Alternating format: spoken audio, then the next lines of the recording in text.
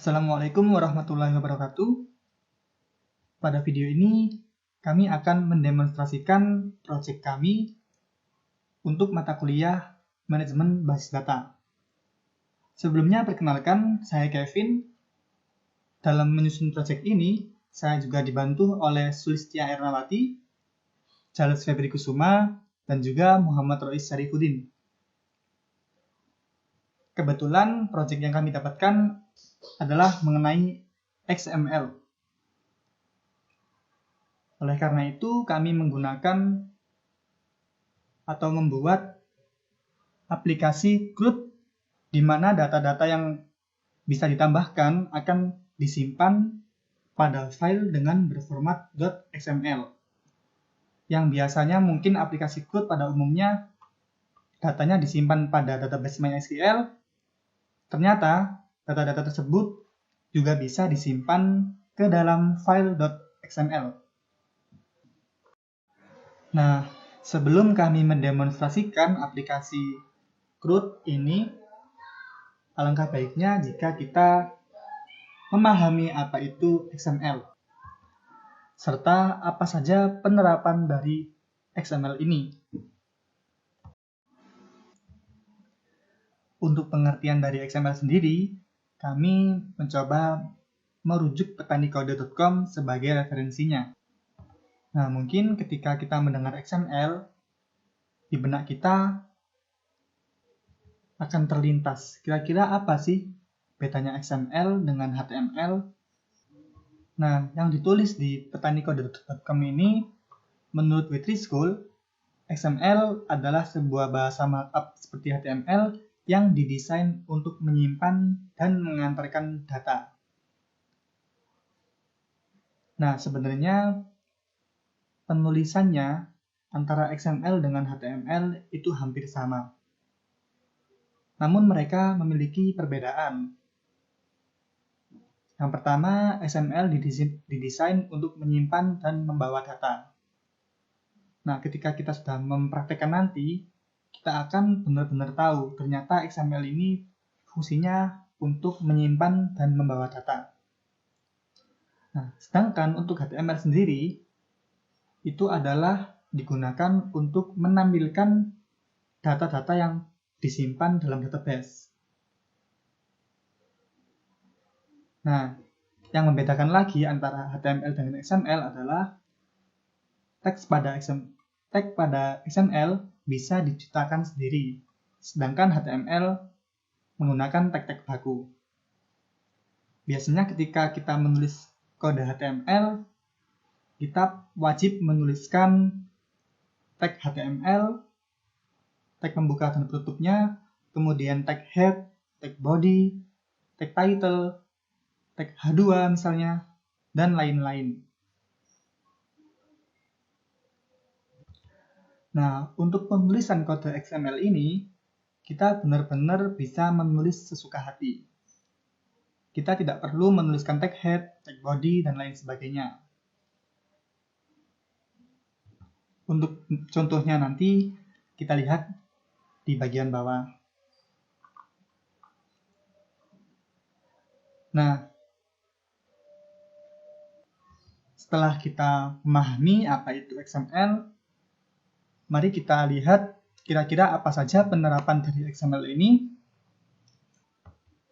Dimulai dari untuk membawa data pada API seperti SOAP, kemudian untuk membentuk struktur form pada pemrograman desktop seperti Delphi, VB, dan lain-lain. Kemudian juga digunakan untuk membuat layout aplikasi Android. Dan masih banyak lagi penerapan yang bisa kita gunakan dari XML ini. Nah, berikut contoh dokumen dari XML. Contohnya di sini kita membuat dokumen XML sederhana dengan nama kartu nama. Untuk membuat XML kartu nama, kita tinggal menuliskan kartu nama sebagai tag pembuka dan tag penutupnya atau tag pembungkus dari isi kartu namanya nanti. Nah, dari kartu nama ini bisa kita isi nama, jenis kelamin, alamat, dan apapun yang bisa kita cantumkan pada kartu nama sesuai dengan kebutuhan kita. Sekilas terlihat seperti HTML, namun tentu tag-tagnya kita bisa membuat sendiri tanpa ada aturan baku seperti halnya HTML. Nah, berikut struktur dokumen XML. Seperti halnya ketika kita ingin mendeklarasikan HTML 5. Biasanya kita tuliskan deklarasinya doctype HTML. Nah, untuk XML sendiri, deklarasinya seperti ini, ditulis dengan kurung siku, tanda tanya, XML version, sejauh ini versinya masih 1, dan encode UTF-8. Namun biasanya dalam penulisan deklarasi cukup dengan atribut version saja tanpa encode sama dengan UTF-8 ini. Nah, setelah membuat bagian deklarasi, baru kita buat tag pembuka dan tag penutup untuk sebagai identitas dari XML yang akan kita gunakan atau yang kita buat. Misalnya di sini membuat file anggota.xml, di mana anggota nanti berisi data-data anggota yang diinginkan. Sebagai contoh ini petani kode anggotanya. Jabatannya ketua. Seperti itu. Nah, jabatan dan ID ini merupakan atribut di mana memiliki nilai masing-masing. ID memiliki nilai 1 dan atribut jabatan memiliki nilai ketua. Bisa diisi hingga sesuai dengan kebutuhan. Di sini hanya diisi 2 data saja. Kita lihat juga di sini setiap data memiliki tag pembuka dan juga tag penutup.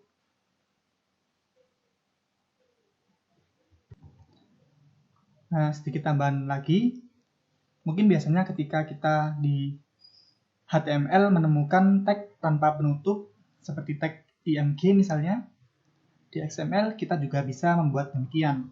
Seperti di sini contohnya tag aku memiliki atribut dan nilai langsung ditutup tanpa memiliki isi.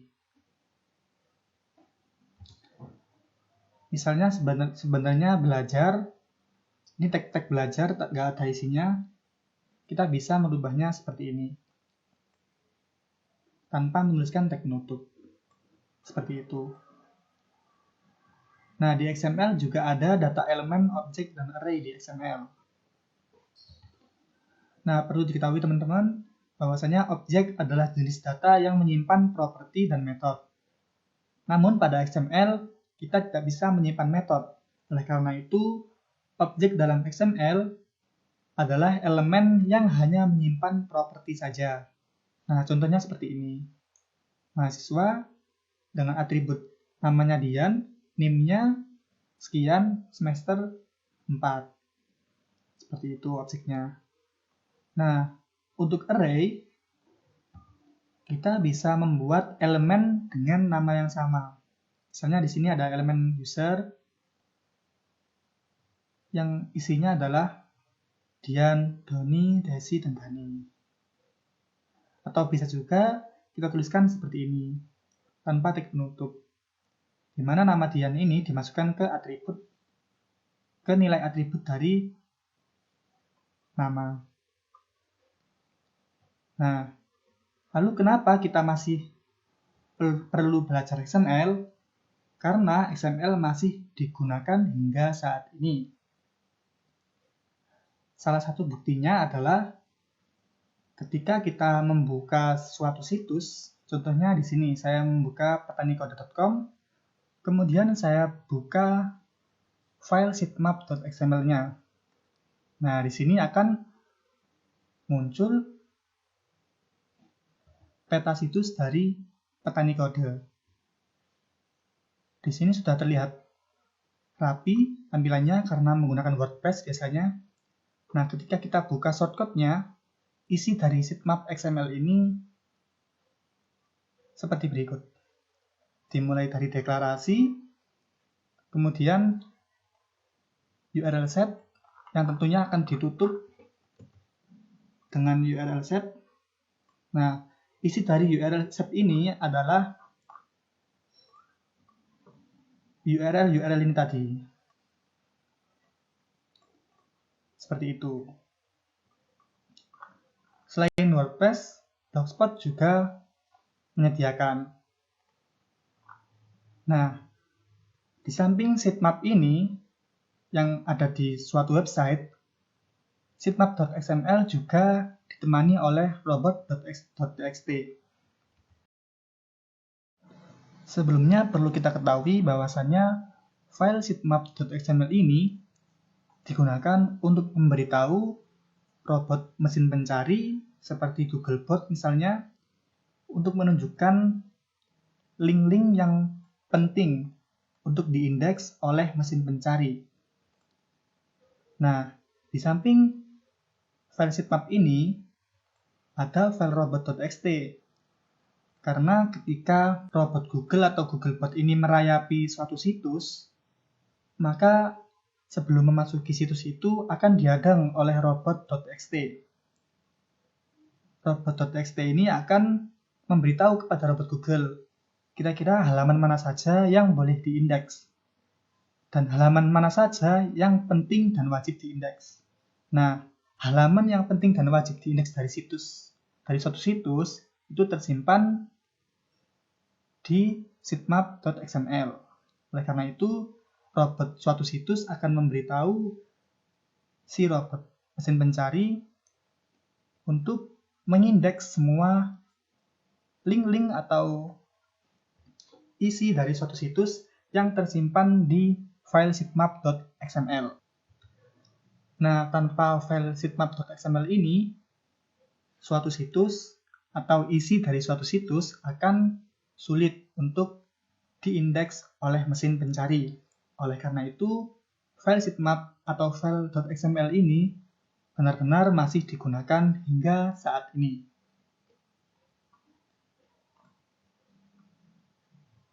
Kemudian yang kedua adalah agar kita lebih paham dan tidak bingung ketika melihat kode XML. Dan tentunya akan menambah wawasan dan pengetahuan kita di bidang pemrograman. Nah, mungkin seperti itu pengenalan kita terhadap XML ini.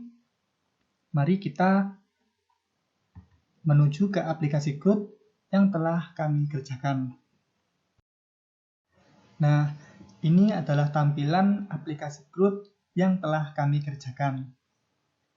Aplikasi Groot ini sangat sederhana, tidak diberi fitur search dan juga pagination, hanya bisa membaca, menambah, mengubah, dan menghapus data-data yang disimpan di file XML.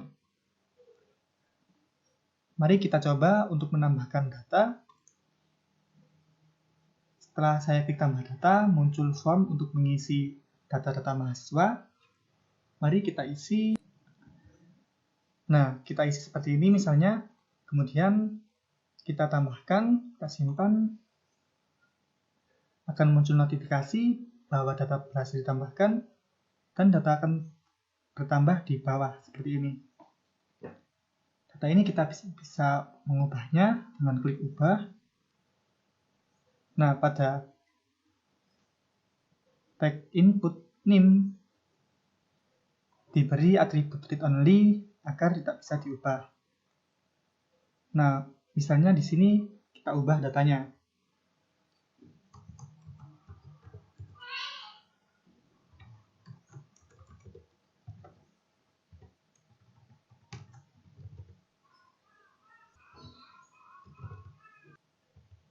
Setelah kita ubah, kita coba klik ubah data. Nah, yang terjadi data sudah berhasil diubah. Untuk menghapusnya, tinggal kita klik hapus. Nah, maka akan muncul pertanyaan serta nama yang sesuai dengan data yang kita hapus, kemudian kita klik hapus, dan akan muncul notifikasi data mahasiswa berhasil dihapus.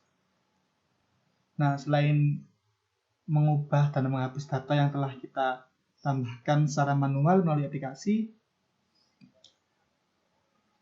kita coba untuk mengubah dan menghapus data yang sudah tersimpan pada file .xml yang sudah dibuat.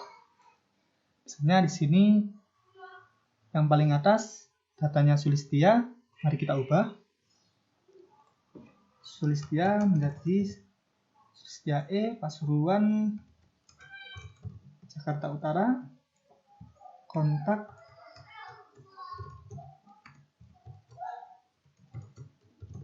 nah seperti ini. Ketika kita ubah, nah data juga berhasil diubah. Dan ketika kita hapus,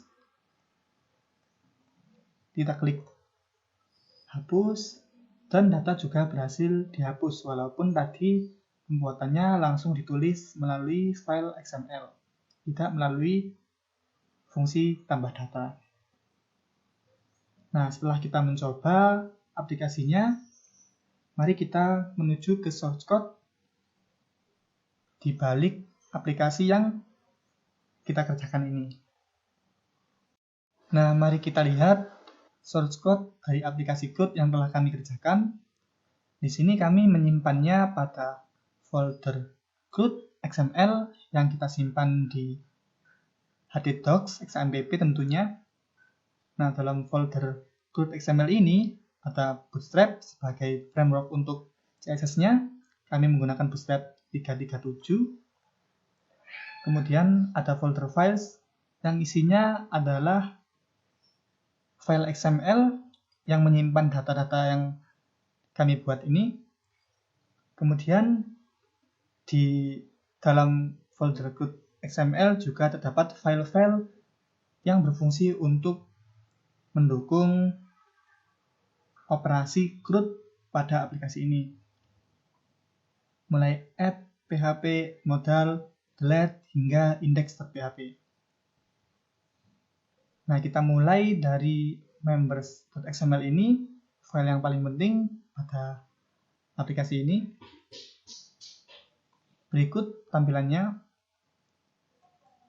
Awalnya di sini ada file mahasiswa milik Sulistia Ernawati, tapi karena tadi kita hapus, akhirnya data tersebut juga ikut hilang. Mari kita tambahkan di sini. Nah, di sini sudah saya tambahkan dan saya simpan. Mari kita lihat hasilnya. Jika kita refresh, nah sudah bertambah di posisi paling atas, sesuai posisinya di file XML tadi. Nah, seperti yang saya katakan tadi, bahwasanya deklarasinya cukup seperti ini saja biasanya yang digunakan. Setelah mendeklarasikan, saya berikan tag pembuka dan tag penutup sebagai identifikasinya, yakni MHSSI18A. Nah, pada data MHSSI18A ini menyimpan berbagai data mahasiswa. Di sini saya beri tag mahasiswa untuk masing-masing mahasiswa, di mana di dalam mahasiswa ini menyimpan NIM, nama, alamat, email, dan juga situs.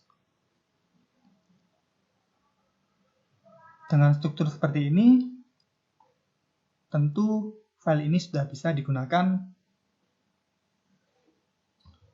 untuk menyimpan data.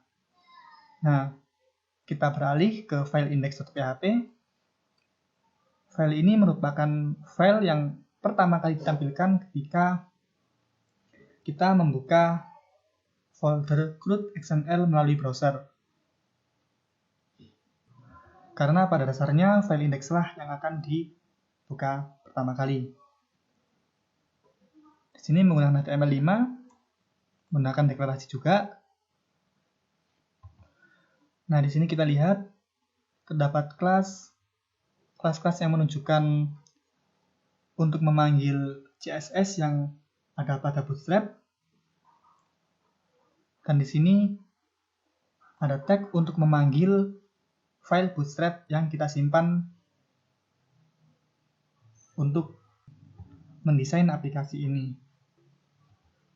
Nah, yang paling atas pada aplikasi Groot ini kan tambah data. Karena itu kita tuliskan di sini tambah data, di mana ketika tambah data nanti diklik, maka akan mengarah ke add new. Yang diberi tanda pagar artinya adalah ID add new. Ketika tambah data diklik akan masuk ke ID add new. Nah, ID ini terdapat pada file add_modal.php. Berikut ID-nya. Jadi ketika tambah data diklik, maka add_modal.php ini akan ditampilkan.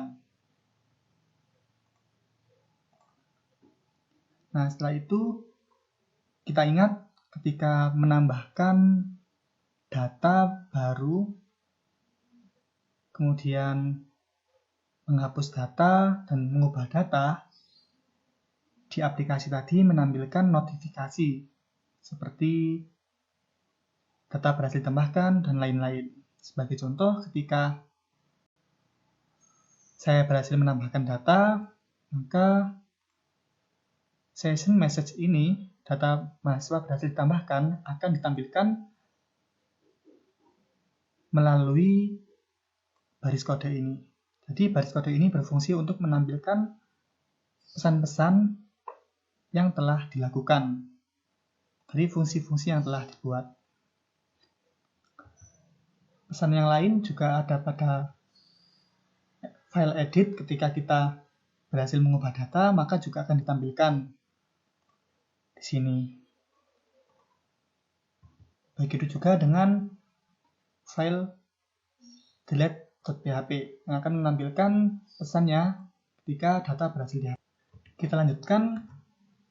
Di bawah tambah data kita melihat tabel yang menampilkan data-data mulai dari NIM, nama, alamat, email hingga aksi. Nah, kita lihat di sini kita menambahkan t-head-nya terlebih dahulu. T-head di sini adalah bagian atas tabel. NIM, nama hingga aksi, kemudian kita buat isinya. Nah, isinya ini kita mengambil data dari file XML yang telah kita buat ini. Berikut kode untuk memanggilnya. Karena berada pada folder files, maka source-nya adalah files _members.xml. Nah, di sini adalah kode untuk memanggil data-data yang telah tersimpan. Yang mana ini nanti akan ditampilkan sesuai dengan barisnya. Baris NIM akan ditampilkan di kolom NIM, baris nama akan ditampilkan pada kolom nama, dan seterusnya. Nah, dan kolom yang paling akhir adalah kolom aksi yang nantinya berisi fungsi untuk mengubah dan juga menghapus data yang sudah disimpan. Seperti yang kita lihat ketika tombol ubah diklik akan mengarah ke ID edit. Nah, berikut tampilan dari tombol ubah data yang ketika kita klik mengarah ke ID edit. Kita coba misalnya ubah, maka yang ditampilkan adalah ubah data mahasiswa, NIM dan situs, dan seterusnya. Di sini karena menggunakan atribut read only sehingga tidak bisa diubah. Kita lihat kembali. Di sini ada atribut read only untuk NIM-nya.